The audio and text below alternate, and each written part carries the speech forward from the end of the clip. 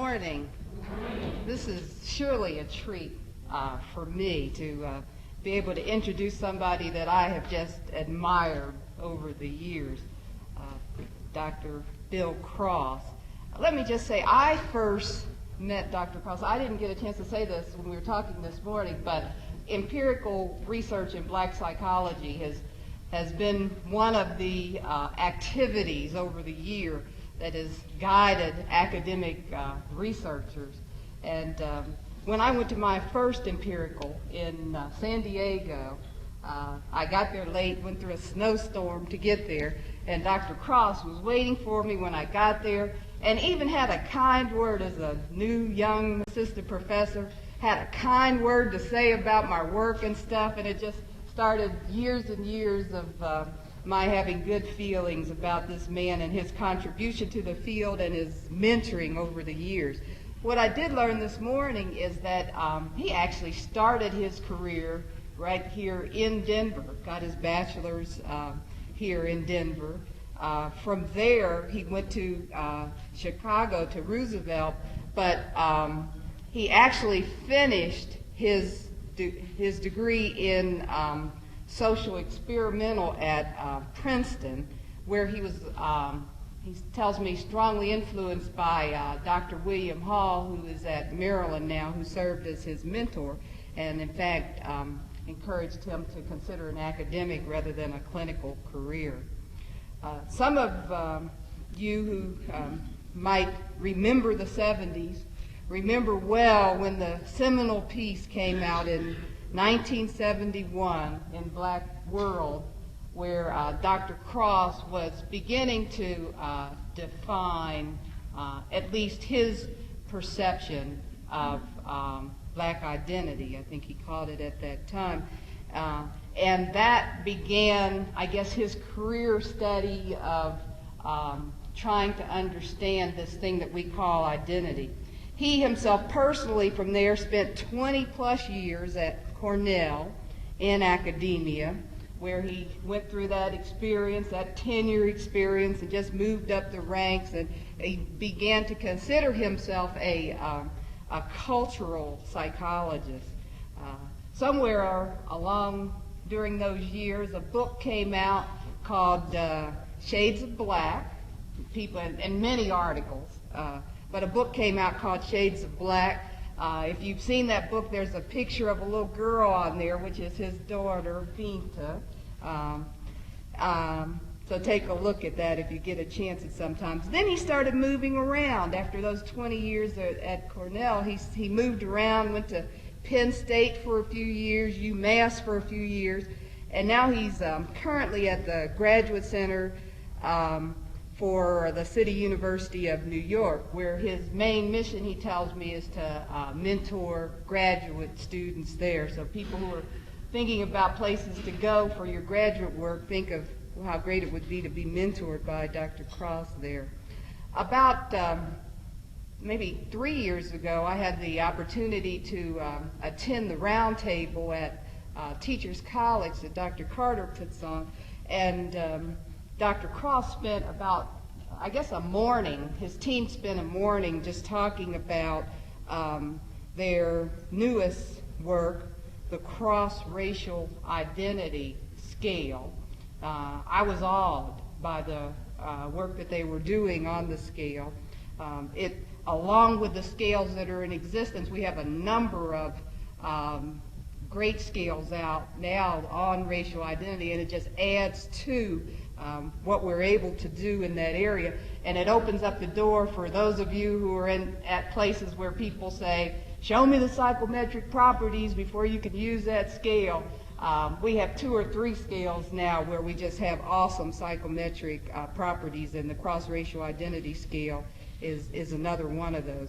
It has, they spent 6 months on the manual, and it's state-of-the-art, and I'm sure that we look forward to the contributions that it will make. So like you, I'm anxious to hear what Dr. Cross will say today. So can we have a big hand for Dr. William Cross?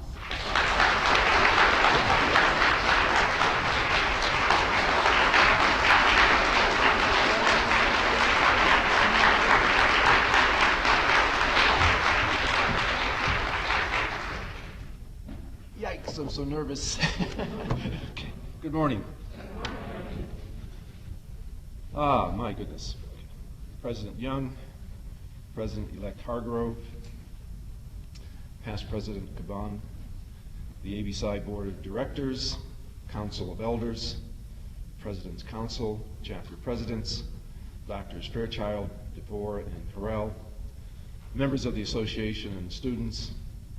My goodness, I accept this award with profound appreciation and a wonderful, wonderful sense of delight, joy, and accomplishment. Thank you.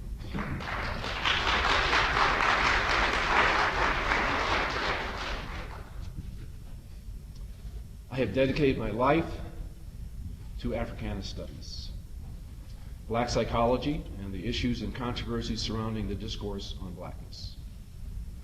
Long ago, I decided to capture the voices, the many voices of common black folk, what they think, what they feel, and how they behave. I have avoided what I call wishful psychology, or must-be psychology, in which the observer tries to argue what black people must or should be like, what it is that we must or should believe, or how black people must or should live their lives. We sometimes have to remind ourselves that before there was black psychology, black people lived for 350 years, and they got along pretty well. That doesn't mean we don't have a role to play, but we must enter the house of black people with great humility. It's not so much what we can teach them, but what we can learn from them. And that is always the case and always will be the case. My writings are not designed to please the reader. Rather, I try to play back what black people have told me. Consequently, I sometimes say things that people do not want to hear. And for this reason, I have always had very little yearnings for awards. I do not expect awards. My reward is to know that scholars, and especially black scholars, cannot summarily dismiss my ideas. That's all that I ask, is that I be taken seriously and with respect. There are many members of this organization with whom I debate, and we do it civilly. Thus, for this organization to go out of its way to honor me in this fashion has caught me totally by surprise. But now that it has happened, I look out to you with a broad smile. For while it is possible to get by with nothing more than respect, it is so much more wonderful when you hear the voices of your people saying, thank you. As my dad used to do when we would walk down the street together, he would tip his hat.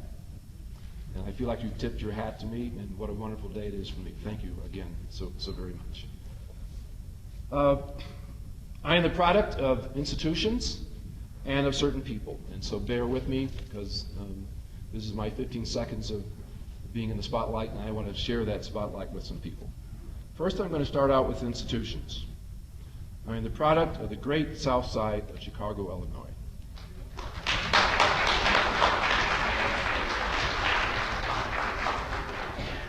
In fact, I almost have a romantic view of what we would call the ghetto, because when I was coming up, the employment rate for men and women was extremely high. Issues of crime was very manageable. It was a rare thing that any of our folk were on drugs. We were segregated. Other people called it a ghetto. We called it a community. I just recently started writing fiction, and one of them was a short story, which amazingly is going to be published soon, okay, on what it was like for a black boy to be sitting on the top of the chair in the barbershop with other black men, and just going crazy as different characters would walk in and out. I wish the economic circumstances of our people were such that we could continue that kind of life, but of course we know that there's been such an economic downturn that it is in fact very difficult to imagine some of the communities today the way they were in the past. But nonetheless, the first thing I hope I reflect are the many people and institutions from the Great South Side. The second institution I want to make note of is the Africana Studies and Research Center at Cornell University. I spent 20 plus years at that Black Studies institution. Selfishly, I sometimes wish our own organization would go from being Black psychology to Africana psychology, but that's something we could talk about on the side. At the Africana Center, they accepted a somewhat naive Black psychologist, and they molded and shaped me into a cultural psychologist. I would come in with my single discipline and have discussions with historians, sociologists, anthropologists, people in literature, and so on, and they kept saying over and over and over again, you know, you have to find a way in which you have a multiple perspective as you approach the Black experience. But the most profound thing that happened to me at Cornell, I'm sorry for reading, but I want to be sure I catch, as most of you know, I like to walk around, but that might not happen today, okay? There really is some Black preacher in me, okay? Is they said, you don't start with the issue of oppression. You start with the interior voice of Black folks. And then you ask the question, how do they discover oppression? Because before they discover oppression, they discover their aunties, their moms, their dads, their churches, their community. Because if you start with oppression, you end up writing a book called Native Son. And there's nothing wrong with Native Son. But at a certain point, Richard Wright, who for a while, ironically, knew very little about Black culture, ends up saying in Black Boy as well as in Native Son that there is no Black culture. That what it is to be Black is to constantly be dehumanized by white oppression. Instead, at the Africana Center, they gave me the voice of Zora Neale Hurston. Hurston grew up and wrote at the same time as Richard Wright. Yet she wrote a book in Ebonics. It has ended up being translated in 10 or more languages. It is written from the Black perspective, but it is attuned to the international perspective for women. And in a sense, there's hardly a white person in the entire book. So that she almost asks us to start where Black people are at and then discover oppression. Because if you define Black people through oppression, you will miss almost everything. Do you hear me? So the Africana Center helped me to reverse course, because the Negro to Black conversion experience is a discourse around oppression.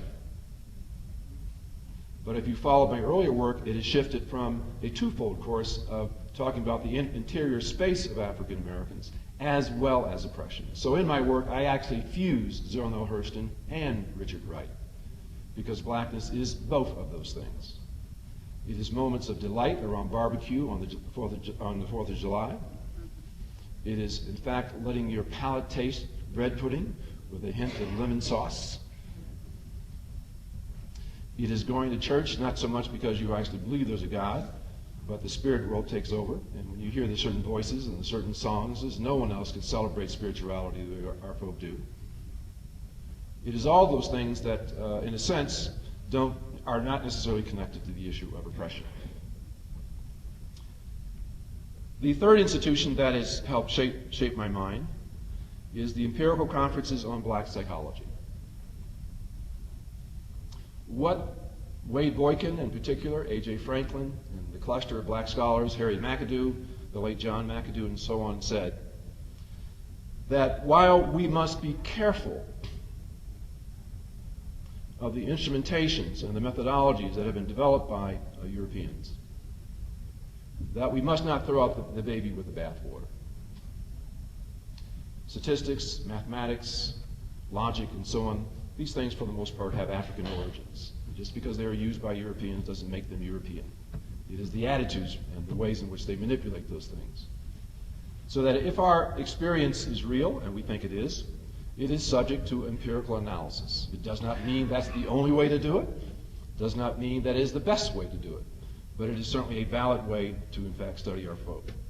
And so while I have not studied African Americans from every particular angle that one can do it, I have no problems in saying that a lot of my identity revolves around empirical research.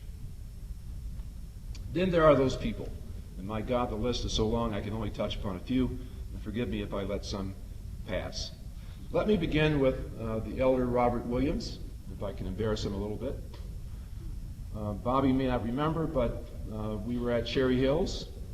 I was up for tenure, and one of our past presidents, who from time to time could be a little bit difficult, and he had accused me of stealing some of his ideas. I was going nuts, thinking that that tenure was out the window. And Bob took me aside, and he says, "Hey, don't take it personal. Sometimes that's happened." He even told me a story of how it had happened to him. And so when I left that meeting, Bob, not only did I feel a little bit more calm, if I ever do, but I better understood that other person. And I had no problems in saying that I always regret never being able to co-publish with the late Charles Thomas. And I'm sorry we were estranged.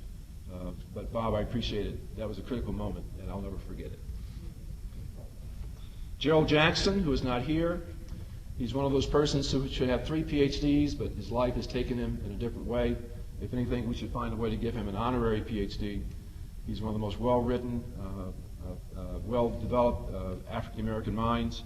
But for me, he's just been a friend, and yet he's been so powerful in my development. Wade Boykin at Howard University. Lee Stokes. You don't know Lee.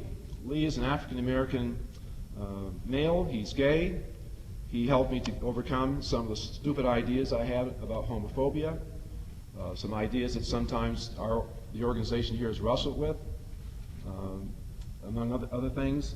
But he has been one of the persons that's allowed me to become freer as a man in understanding that all of us to a certain extent are gay, all of us to a certain extent are men, all of us to a certain extent are women. We are all of those dimensions.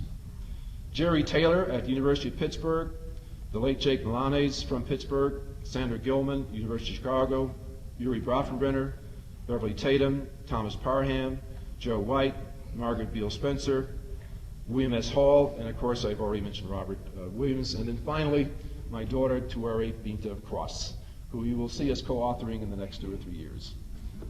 She has become a psychologist, and her last 2 boyfriends were named William, so we must be on to something good.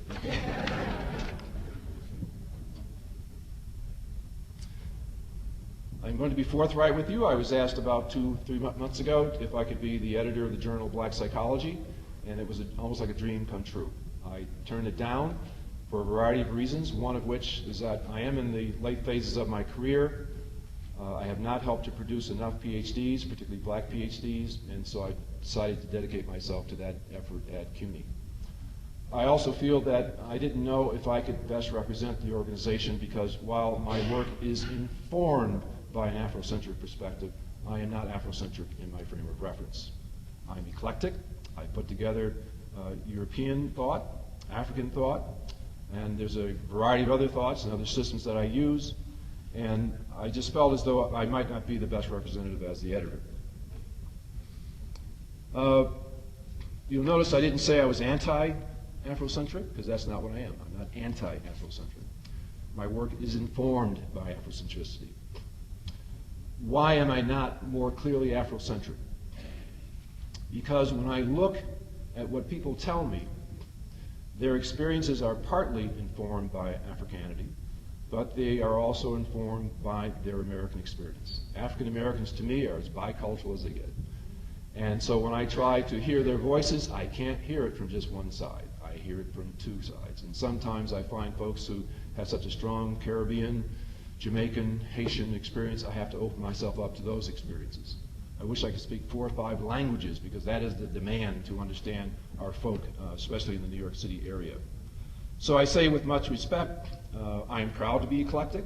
I think that's the answer to many of our solutions. I think some of the problems we suffer from stems directly from Eurocentric economic forces, but you have to know those forces. But I have no problems in telling you from time to time, listening to Schoenberg, Stravinsky, Weber, Bach, and so on is a delight. And because I do not see all aspects of European culture as being anti-African. There are some things, we should pinpoint them, we should isolate them, we should call them what they are, but we should not become reactive in our analysis. Ooh, that was the toughest part of the speech, okay. What are some of the things that have happened, whatever you're likely to see come forth from the team of people I work with? I should say that also. In 1991, The Shades of Black was probably the final single solo authorship piece that I have done and will do. Since 1991, I've worked with teams of persons, and there's a bit of irony here, and this is true whether you're Afrocentric or not, that too many of us are writing as solos. And I'm sorry, our issues are so great, you can't get it right just with one person. You have to have a team. And preferably, you want to have a team of people who don't agree with you, not who dislike you. There's a different story between being disliked, because I've had personality conflicts in teams, and that's not fun. But you almost should deliberately build a team of persons who don't think like you, who don't see black people the way you do, and yet who, in fact, share the same mission, which is to capture the many voices of African Americans. There's nothing more amazing to have 4 or 5 or 6 people in the room, all dedicated to trying to figure out what is it that we are about as a people, finding ways to disagree, bouncing off ideas. You just increase the probability when you finally go to writing, when you finally have your intervention, when you finally do your clinical work with the clients, you will be better prepared. Because all of our ideas are social constructions. And what that means is that a human being or human beings have built those ideologies, have interpreted those results. Since we are all flawed, by definition, all ideological stances are flawed. They are inherently flawed. And therefore you need a team of people to kind of check each other out as to when we are beginning to live the flaw as if it was a reality. Do you hear what I'm saying? Once we raise an ideological stance to the point of almost religion or an occult-like status, we are in trouble. We are no longer interpreting.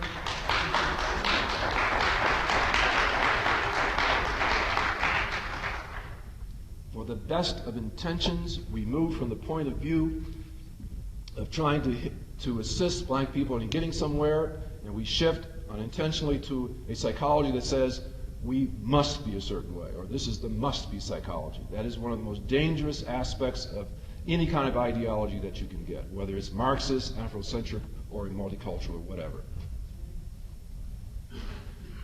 Ideological extremes tend to result in not seeing what the people bring to the table in the first place.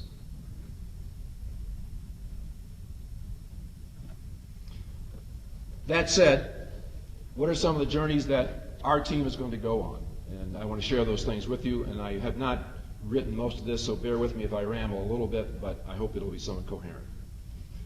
One of the first things we discovered as a team is that there is no one way to raise a black child.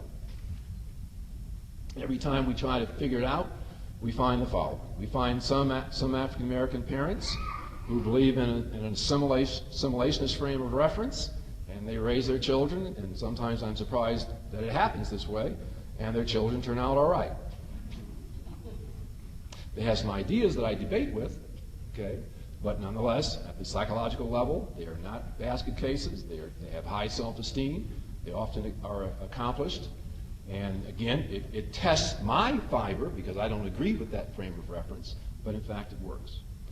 When we study bicultural families or multiracial families, in which there may even actually be a European in the household, or there may be someone from China or someone from Japan and so on, and we think, boy, that's going to be a task, and we follow some of those families across the lifespan, guess what?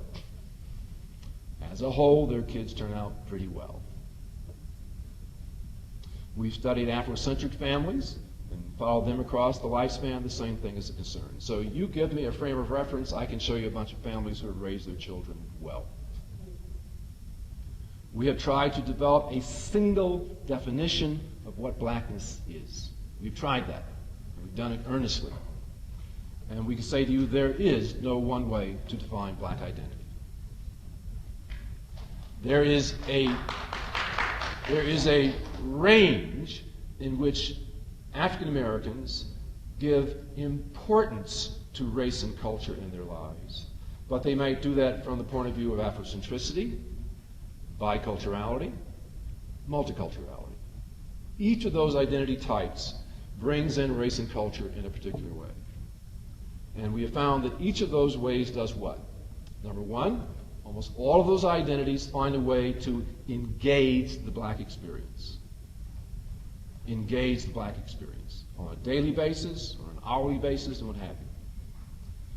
In terms of the Afrocentric frame of reference, it tends to engage it from a more monocultural frame of reference. That doesn't make it bad, that doesn't make it good, but that's the way the experience is engaged. People who are bicultural tend to engage the experience from 2 points of view, from their Americanness and their Africanity.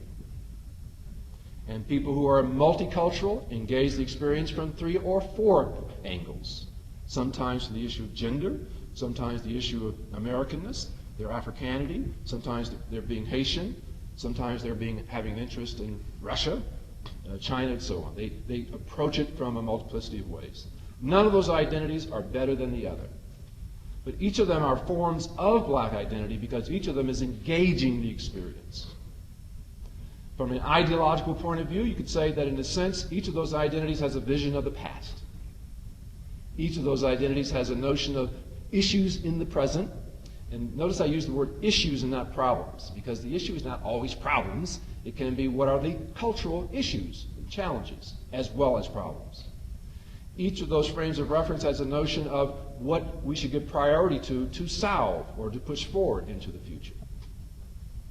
And finally, each of those frames of reference says who should do the work.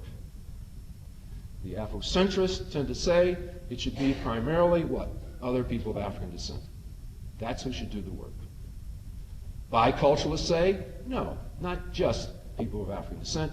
We should be joined with other Americans. We should be looking for white allies. We should be looking for Japanese allies, et cetera, et cetera.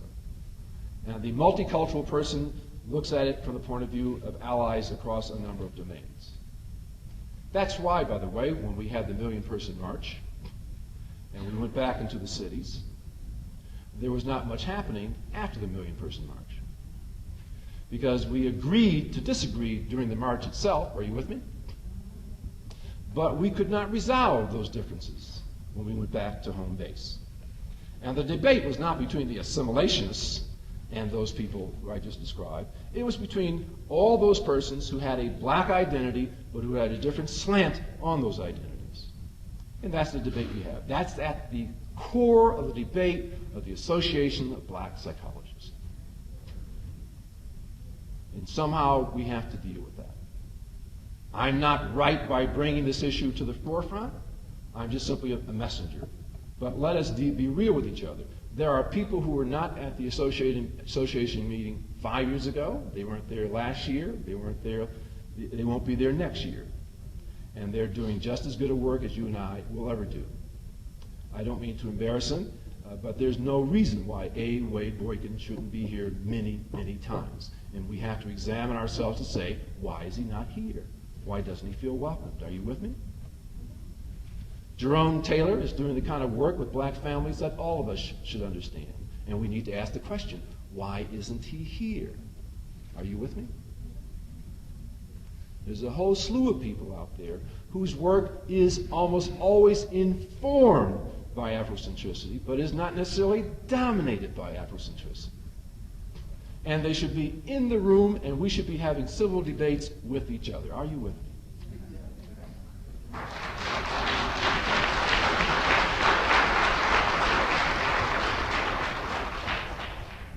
That doesn't take away what we're about.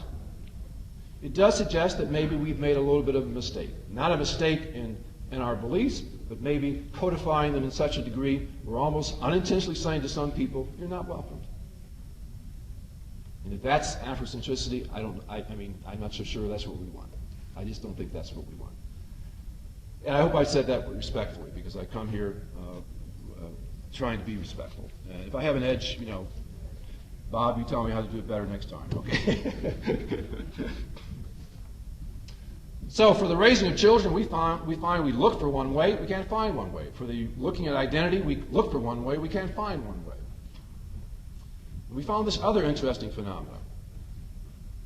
Black identity, for the most part, at adolescence and beyond, is more about how people reflect on their experience rather than their experience per se.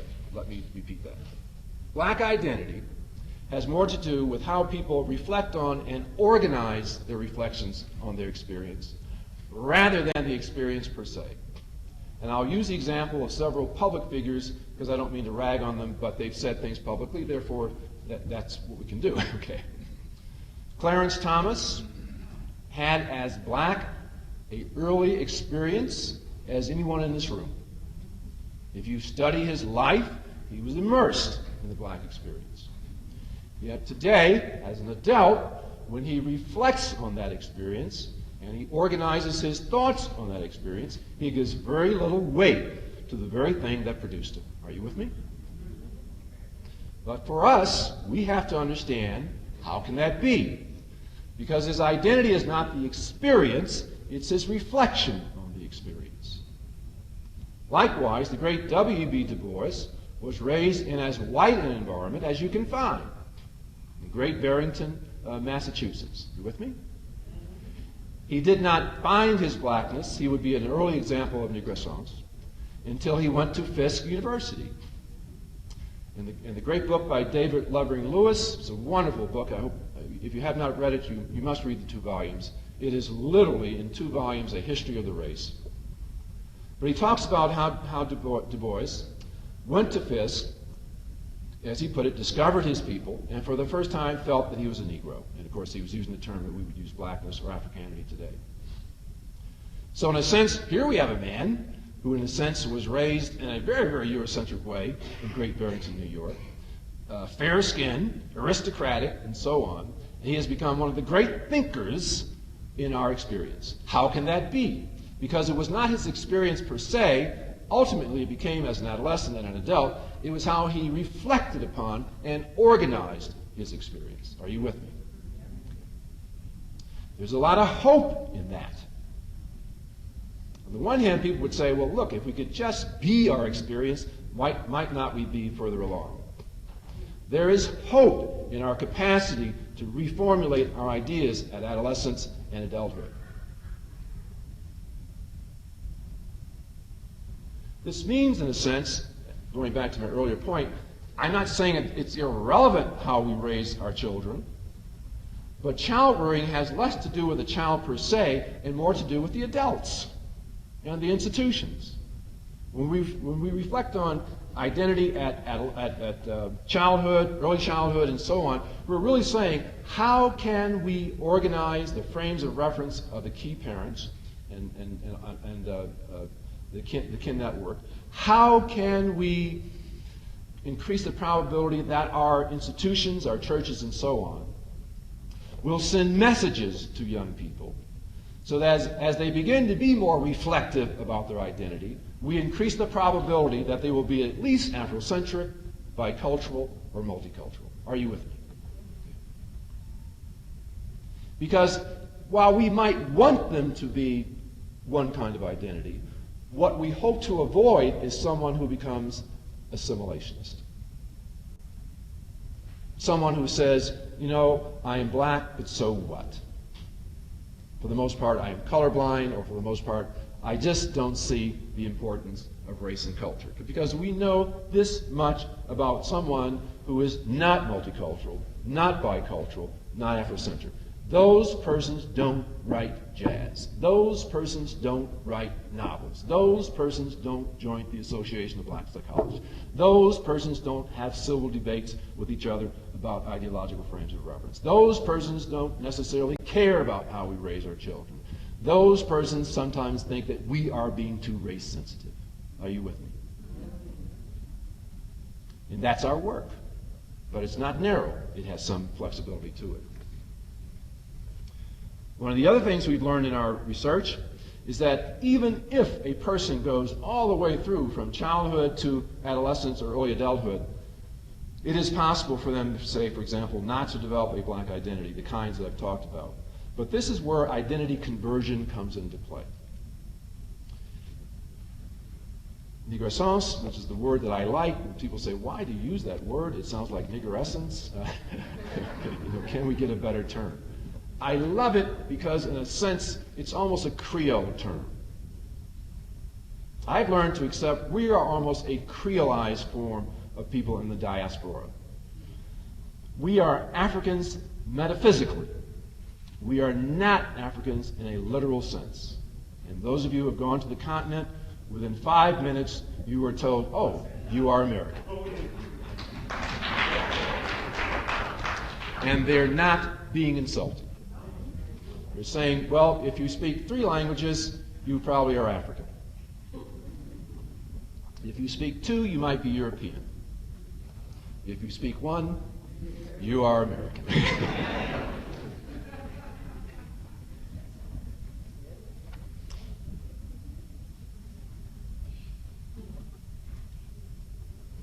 That's the problem. I'm not coming up with notes. I've just lost my train of thought. Help me out, audience. Oh, yes, thank you. Of all the things to forget, right? Okay. Negressence comes from the African movement negritude. Here you had Africans trained in a European way in Africa, then went to Europe to discover that they were Africans, and then came back to develop a more Afrocentric frame of reference. Once I saw that, I said, oh my God, that's us. Only the starting point is not Africa, it's the United States. And therefore, while I think there are other labels and frames we should use in our psychology, nothing could be more appropriate than a word that comes from the creolized French and African, meaning what? How a black person in body discovers that they are black existentially.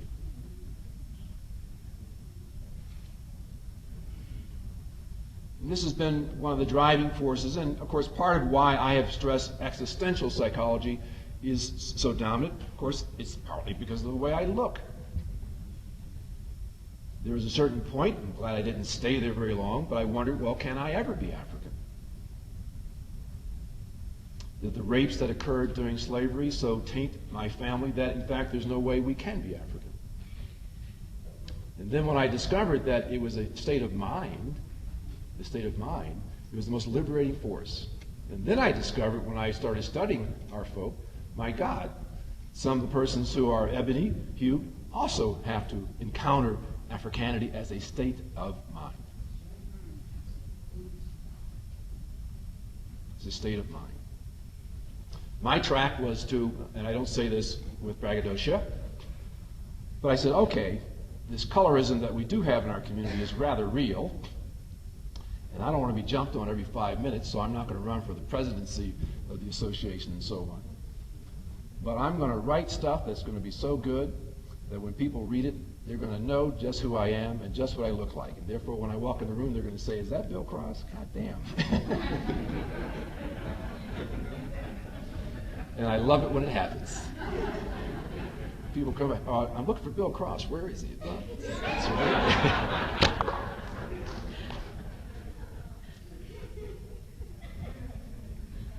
Because we don't always have to be up on the front line. I enjoy being a soldier. I'm proud that you've given a gift to a soldier. And that's sometimes what we have to do. And that is a reflection, though, of just how strong colorism can be. Colorism can be. As Bobby knows, I couldn't talk this freely about it about 10 years ago, but things have happened in the last 10 years that made it a little easier, and I'm happy to share that with you now. But negressence is a way in which, if you have been miseducated during your childhood, if you have, God forbid, experienced self-hatred, there's a way out of that. And so there are, not everyone, but many African Americans have to go through an identity conversion before they get to either a multicultural, bicultural, or Afrocentric frame of reference.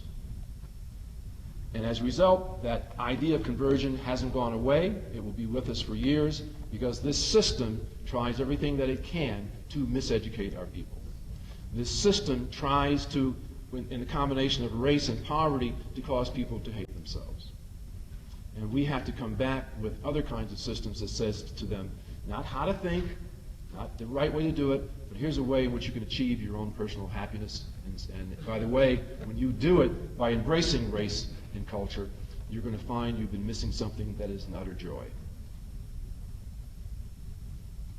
But it doesn't stop there, does it? Tommy Parham talked to us about recycling. And my team has been working to reconfigure Tom's model, and bear with me. Remember, in Tom's notion of recycling, he starts with pre-encounter, he goes to encounter, et cetera, et cetera, et cetera. And we don't think that's correct. You either achieve a black identity through how you were raised, or you achieve a black identity through conversion. And then you continue to grow through recycling. You bring to the recycling event your foundational black identity. You with me? Okay, that's you already have an black identity, so the issue isn't becoming black, it's already there. Recycling is to say that one will experience new questions as you evolve through the lifespan. And some of you have heard me say this before, but let me give you a true but comical event that happened in my own life. My wife and I had a very Afrocentric wedding, but very bourgeois as well. I not only had a dashiki, but it was pinstriped, okay?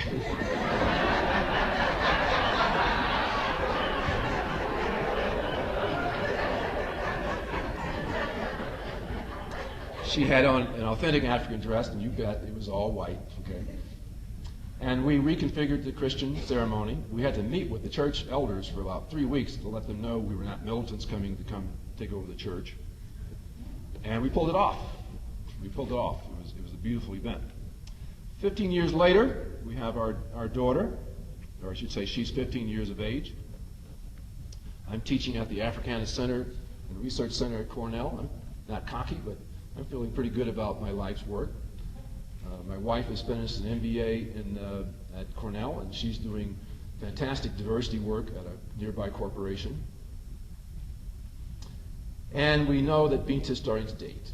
And so we're waiting for the knock on the door.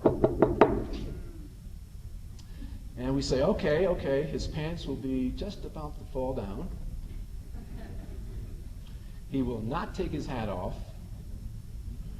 He will say, yo. And I have to understand this will be the same way I probably did it when I was young. But I love my daughter, and I'm going to love the young man who comes through that door. I got the knock on the door, and he was 6'5", and he did have a few orifices punctured, but he was German, and his hair was spiked, and it was pink. And I shut the door and I said to my wife, "Come down, we need to recycle."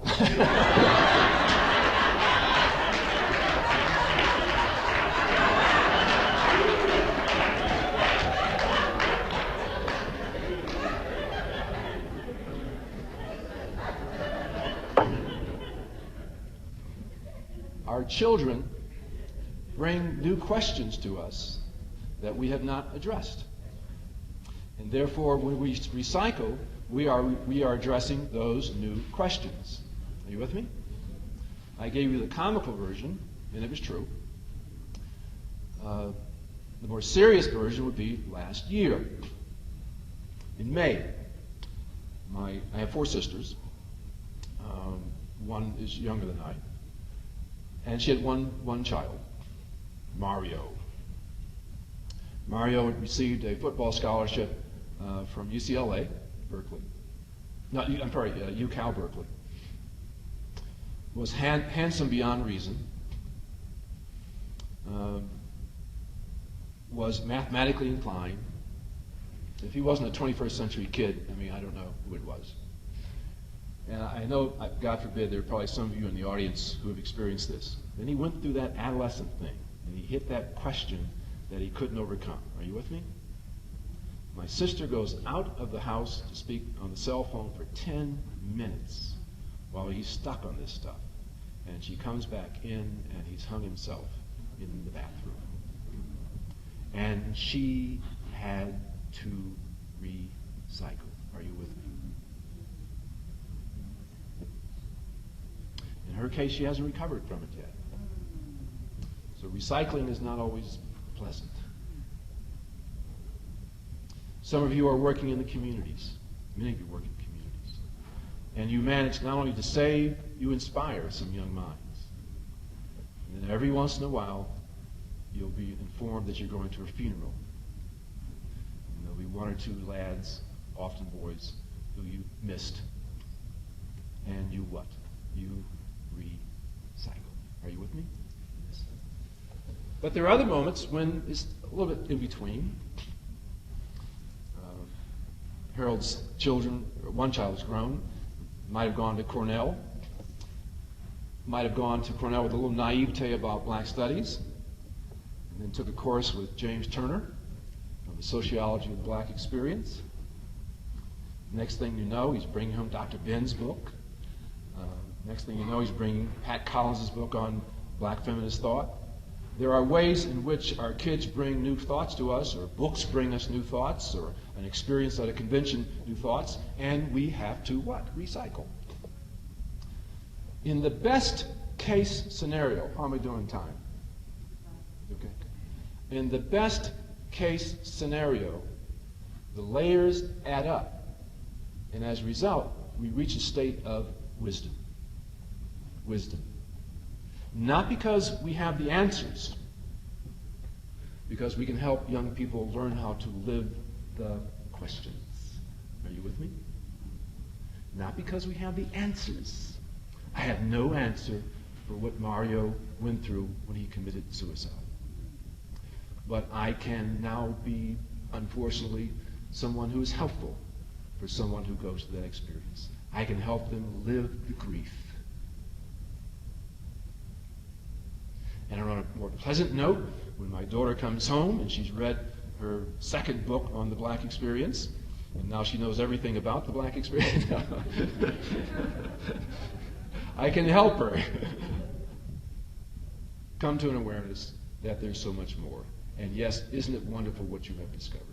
So it's not all negative, but it involves scar tissue on our faces, on our chests, on our back, and so on. It's a burden sometimes, but it's also very beautiful. And that means that we can become wise as Afrocentrists, as multiculturalists, as biculturalists. That we could become wise, and in that sense, we cease being black psychologists, and we join all the other common black folk. And when we reach that point of wisdom, we finally hear their voice, and they're saying, you know, we've been waiting for you. You were a little arrogant with your degree. You came in with what you thought were the correct questions. You came in what you thought was the correct direction. But we have so much to teach you, and we're glad you're willing to learn. Are you with me? Why do I stress that point so heavily? I just had the honor to do a paper with Margaret Beale Spencer. Margaret has a thing about John Ogbu's black oppositional identity, where he thinks that most of our kids are out to lunch with regard to black achievement motivation. Are you familiar with Ogbu's work? Okay. Anyone not familiar? I should summarize it a little bit. Okay. Ogbu, and not to dismiss his work, but Ogbu believes that African American culture suffers from the legacy of slavery, and that we do not promote high achievement motivation because we see high achievement motivation as being white, and therefore we develop an oppositional identity in opposition to the schools and so on. He almost suggests, with his work at Signithia Fordham, that the average low-income black child does not show much concern for achievement motivation. We're on the same plate? Okay, fine. Margaret has been doing work with scores of African American children, and she's found African American children who have an Afrocentric frame, and they're off the board with regard to their board scores, their achievement motivation, and so on. And she's found other kids who are Afrocentric who are very hostile to the system. So as far as she's concerned, there's at least the discussion of both sides of the fence. But it's not simple. Just because you have a certain kind of black identity does not mean you will end up being low achievement motivated. With me? My piece of the action was to go back to slavery and to argue that you cannot draw a straight line between some of the very real problems that our kids are struggling with today and the effect of slavery. Because when I went back with a team to study the history of achievement motivation, this is what the people told me. This is what I found. And I hope I can capture it in a short way. It turns out that Carter G. Woodson wrote the book, The History of the Education of the Negro, during slavery up to 1865. It's a book you must read. If you haven't read it, you must go back and read it. It's more powerful than his miseducation of the Negro, and that's saying a lot. Okay? What he shows is that there are three phases to formal education of blacks during the slavery experience. In the beginning, it was almost comical. I mean, if the topic of slavery wasn't so grisly, it would be comical, in which whites fell over each other from a religious point of view, saying, well, look, how can we own slaves if we're Christian? Okay. How can a good Christian own a slave? And then they kind of got their way through that, and they said, well, no, it's okay. Then they said, yeah, but we have an obligation to bring the word to the slave. And so some of the earliest formal education of blacks in the United States was because of the neuroticism of the slave owners around what a good Christian should do. Some of those folks went on to be explorers, etc., and so on, but they had a tough time passing on their formal education to other slaves. It would be in the second phase that there was almost like a mini revolution within the black community itself. Here again, whites are debating what is freedom, because the phase has to do with the revolutionary period, their revolutionary period. And again, they said, well, must we be free? And if we as whites should be free, how can we own slaves? And can slaves learn? And there were these weird experiments that went on, one being with John Chavis of North Carolina, in which he was sent to Princeton, one of the first African Americans to go to Princeton, and talk about a novel. He then comes back, and guess who he teaches? He becomes one of the leading figures in the teaching of the children of the planter class. I mean, Toni Morrison hasn't even begun to write the novels that she could write. But more importantly, this is where you had the training of Benjamin Banneker, Phyllis Wheatley, and other popular figures. You had a score of African Americans who became formally educated during this more liberal period. Free blacks began to develop schools in Charleston, in some of the urban centers. And of course, in the North, there began to be some educational ventures for African Americans. The long and short of it is that from about 1800 on to the end of slavery, there were blacks passing on their formal education to other blacks. Are you with me? So by the time slavery ends, and I'll jump to that point, there is a critical mass of educated African Americans who could assist the great bulk of African Americans coming out of slavery.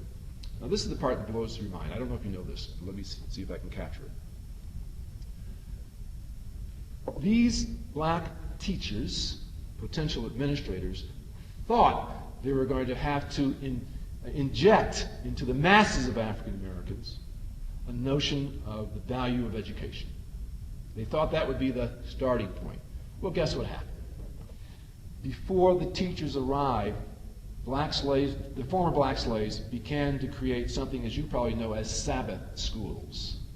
And they did it in Mississippi, Louisiana, South Carolina, North Carolina, and so on. And when historians have gone back to examine these Sabbath schools, they were not just religious schools. They had a secular agenda as well as a religious agenda. It turns out in states like Louisiana, before the Northerners came to assist, before the Army, before the philanthropic agencies came to assist, blacks working with the federal government created a school system in Louisiana. This is now only 2 years out of slavery. Do you hear me? 2 years out of slavery. That in effect involved elementary school, high school, and even some notion of college. Now, how in the dickens can you get that kind of activity? We now know that after slavery, blacks created a social movement for education. Not a trend, not a drift, but a social movement.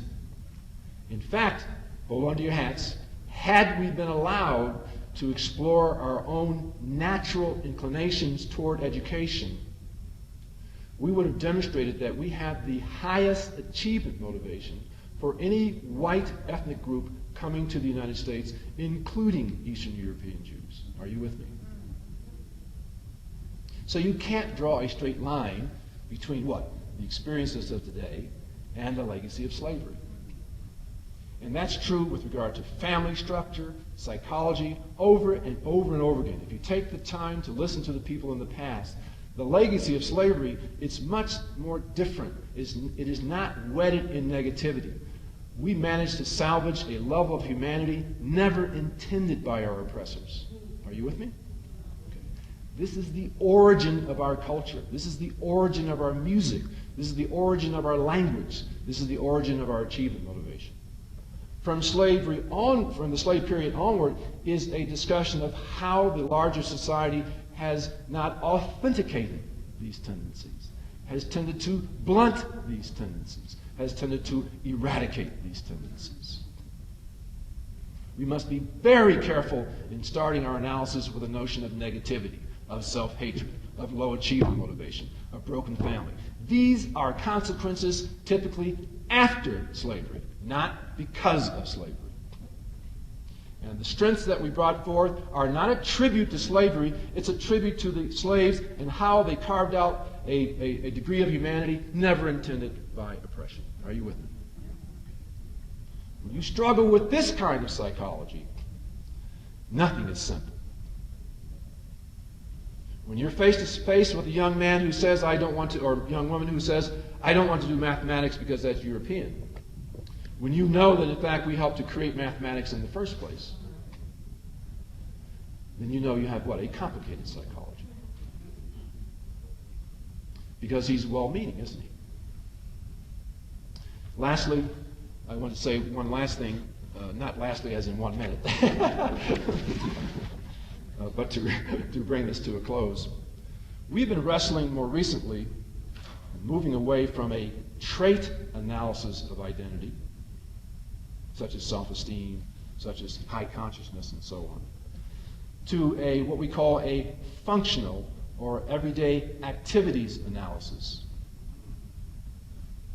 That is to say, if one has a black identity, how does it show itself in everyday activities? And true to what I said to you in the beginning of my speech, this comes from Vygotsky's notion of activity therapy, or activity theory. He was Russian. And I invite you to read his work and then transform it with your own perspective. But he says identity is not simply cognitions, it's not feeling, it's not behavior, it is what? All of those things. It is a gestalt, it is a totality. And so we've been playing around with trying to define black identity in the following way. I'll give you the quick categories and then we'll spend a little time defining it, and then we'll find a way we can write me and I can send you some papers that we've done. Black identity sometimes can be activities involving buffering, or identity protection. When we have a sense of threat, we have a multiplicity of ways we behave to what? To protect ourselves. Black identity can be code switching. Code switching. When we're in a situation of non-threat, but where we don't control it, and we need something from the other, we will code switch from an African frame of reference, if you will, to a Eurocentric frame of reference. We'll do it with language, with behavior, with dress, with style, and so on. And we don't feel like we're traitors because we know our foundation is our blackness, and for the temporary time we are code switching to achieve certain needs. Are you with me? We actually code switch within our own experience, but I'll come back to that in a minute. Something we don't do very often, but our blackness allows us to bridge to white folks. There are some white people you can love. They pay their dues, they will die next to you. Not many, but some will. And you don't want to close yourself off to it. Every movement we have had has had some fractional percentage of people from the other side. Every single move, no matter how strong it was, driven by us, it required allies. And you have to find a way to be open to that. Bridging is the way in which our identity allows for someone to enter our lives intimately. And I'm not talking about physiologically necessarily. Where we, in effect, achieve intimacy through difference.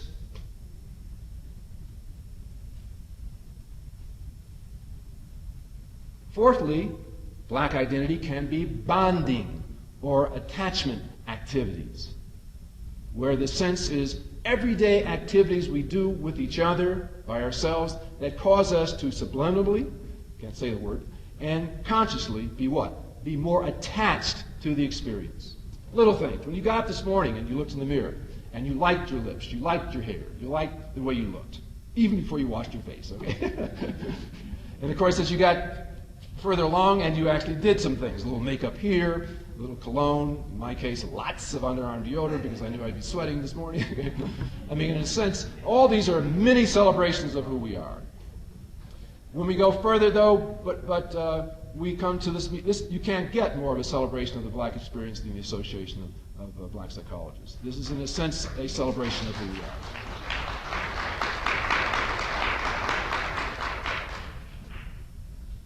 So whether small things or more profound things, these are ways in which we do what? We reaffirm our attachment to the folk, to the experience, to the history.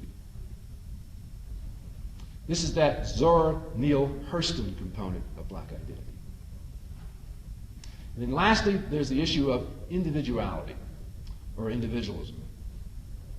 This can be very problematic. People say, it's the last thing I want to be.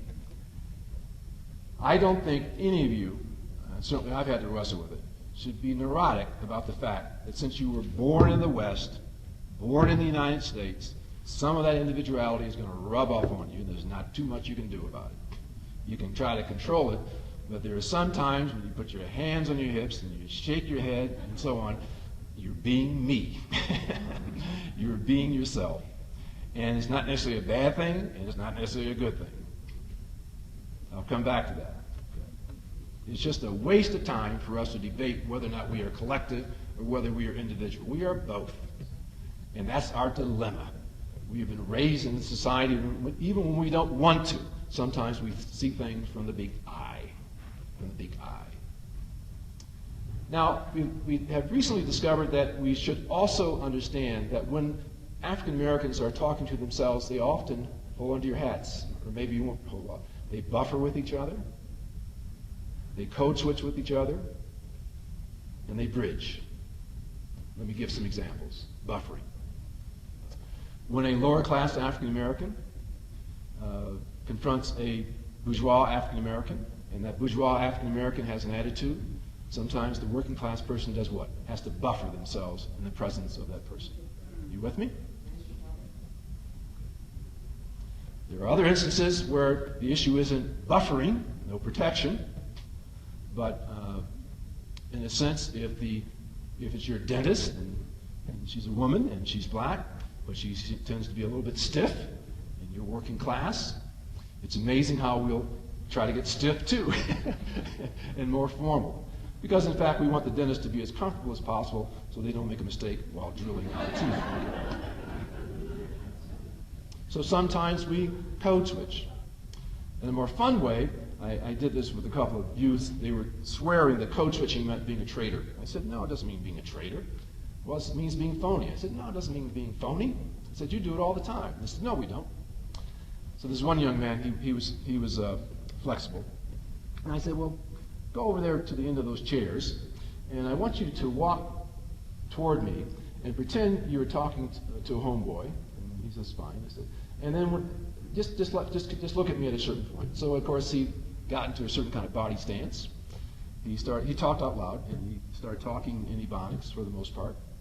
And then when he got to where Fairchild is, I said, look over there. Your grandmother's over there. Say hello to her. So he started to say hello in the same language style as he had been talking with his homeboy. And the whole room just cracked up. He said, there's no way you're going to say hello to Granny in that fashion. Say hello to Granny. He straightened up.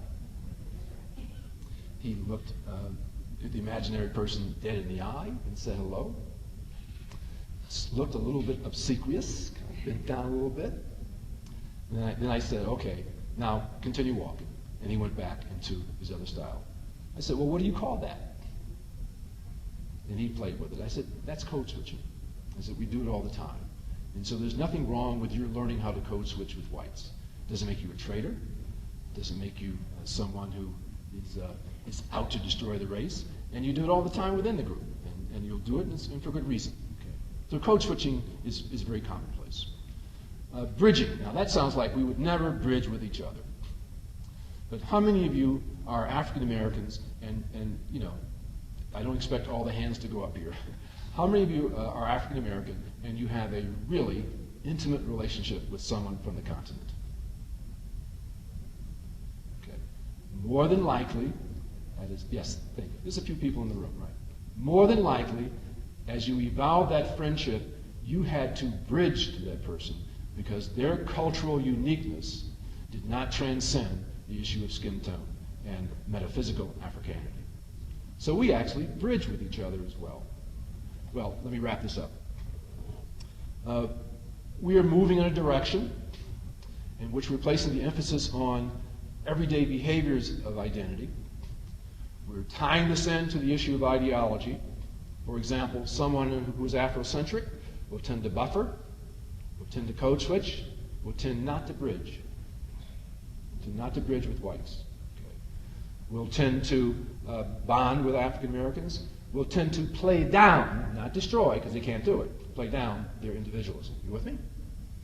People who are bicultural will tend to buffer, code switch, bridge, and under the area of bonding, they have a two-part bonding system. Part of their sense of attachment is to their Africanity. Part of their sense of attachment is what? To their Americanness. Multicultural folks have an even more complicated schema, and with regard to bonding, they will not only bond to their Africanity, but sometimes to gender, whatever the other issues are, to their sense of being Haitian or what have you, or their sense of being gay and so on. So we're moving on a point where we're moving out of the laboratory and into a more clinical anthropological setting. I think those of you who are clinical clinicians, you've been waiting for us all along. You know, when are academic psychologists going to start defining identity and everyday behaviors? And I'm happy to tell you we're beginning to do this. We just did a 14-day daily diary study, and we're able to see how, as African Americans, we use these everyday functions, and this is how we make identity come to life. Well, let me close up. I've rambled too long. As you can see, at age 61, almost 62, I'm as excited as I was back in 1971. Our experience is so rich, it is full of so much depth, it is so intriguing, it is so overwhelming in its complexity that it takes a lifetime to even master a small piece of it. I have been graced at being produced by the Black movement. It has given some focus to my life, and while I am a flawed human being, I take your reward as saying that despite my flaws, there are some things I've done well. Thank you very much.